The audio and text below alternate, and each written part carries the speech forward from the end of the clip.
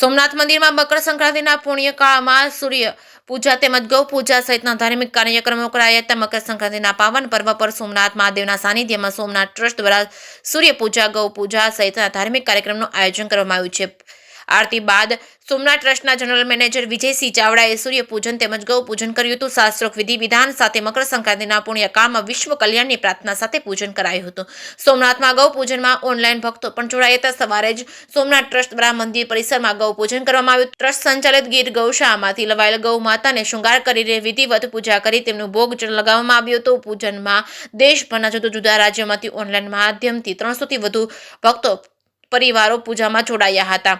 જે શ્રી ગુજરાતી સાથે મહેશ વાજા સોમનાથ તીર્થધામમાં આજે મકર સંક્રાંતિના પવિત્ર દિવસે સોમનાથ મંદિરમાં ભગવાન સૂર્યની આજે પૂજા કરવામાં આવી।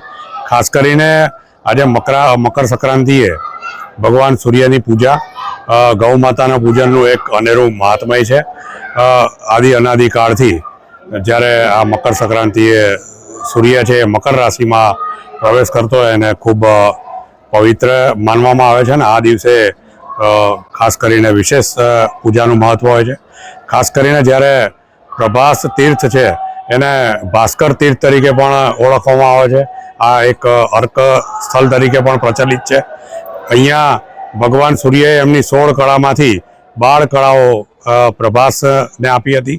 અહીંયા 12 સૂર્ય મંદિરો હતા એટલે મકર સંક્રાંતિએ અહીંયા પ્રભાસ તીર્થમાં પૂજાનું એક વિશેષ અને અનેરું મહાત્મય છે।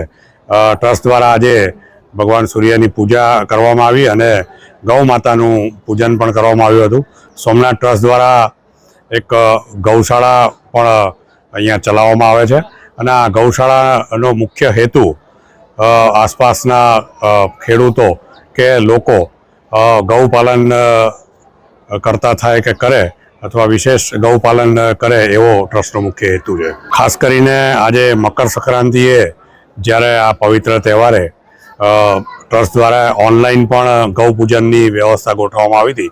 300થી વધારે લોકો આજે ઓનલાઈન પણ આ ગૌ માતાના પૂજનમાં જોડાયા હતા। મકર સંક્રાંતિના આ પવિત્ર તહેવારે ભગવાન સોમનાથજીને પણ આજે વિશેષ તલનો અભિષેક અને તલનો શૃંગાર કરવામાં આવશે અને લોકો આ પવિત્ર તહેવારે ભગવાનના વિશેષ શૃંગારના દર્શન કરી શકશે।